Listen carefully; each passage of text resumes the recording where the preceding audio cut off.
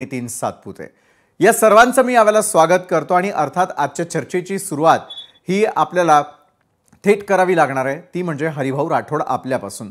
हरिभाऊ राठोड ज्या प्रकारे छगन भुजबळ यांचं म्हणणं आहे आणि अगदी काही क्षणांपूर्वी स्वतः अनिल देशमुख यांनी देखील म्हटलेलं आहे, या दोघांच्याही म्हणण्यानुसार कोणती शब्दरचना जी अधिक धोकादायक ठरू शकते आणि त्यामुळे न्यायालयात जाण्यापर्यंतचा निर्णय घ्यावा लागतोय, ओबीसी समाजाच्या माध्यमातून स्वतः छगन भुजबळ नेमकं कुठलं चॅलेंज करू इच्छित आहे। हरिभाऊ,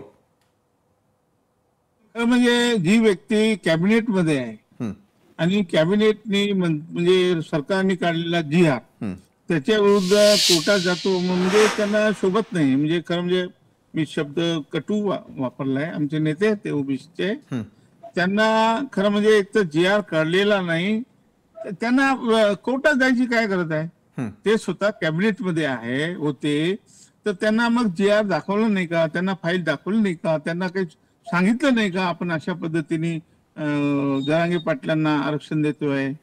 आणि म्हणून माझं म्हणणं आहे की त्यांनी जाऊ नये, कारण आपण काही गोष्टी जर फेरफार करून घ्यायचे असतील सरकारकडनं अजूनही करून घेऊ शकतो, अजूनही बदल होऊ शकते, त्याच्यात कमी जास्त होऊ शकते, पण दिलेलं आरक्षण आता काढून घेता येणार नाही तुम्हाला। तुम्ही जर ते आरक्षण काढून घेतलं किंवा असं तुम्ही कोर्टात गेला तर परत जरांगे पाटील येऊन बसतील इकडे आझाद मैदान, हे तुम्ही विसरू नका। त्यामुळे त्यांना जे दिलेलं आरक्षण आहे ते माझ्या मते बरोबर आहे।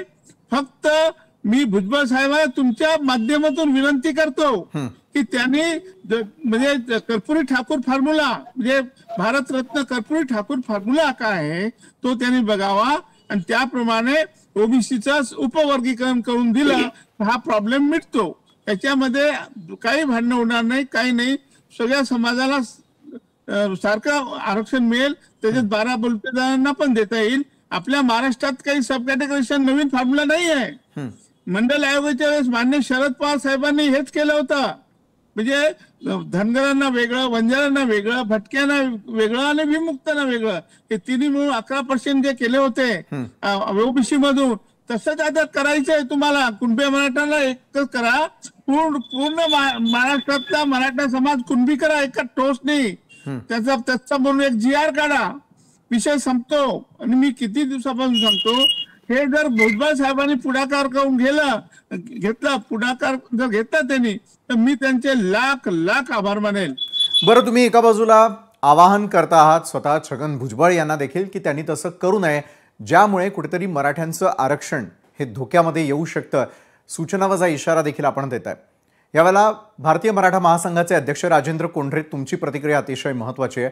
एका बाजूला इतक्या मोठ्या संघर्षानंतर कुठेतरी GR निघालेला आहे आणि मराठ्यांना आरक्षण मिळणार असं टप्प्यात असतानाच पुन्हा एकदा छगन भुजबळांनी केलेलं वक्तव्य आणि त्यानंतर मात्र मनोज जरांगे पाटील म्हणताय, जर शब्दरचना बदलली आणि आमच्या आरक्षणाला धक्का लावलात तर 1994चा जो GR आहे त्याला तुम्ही चॅलेंज करणार आहे, म्हणजे नेमकं काय?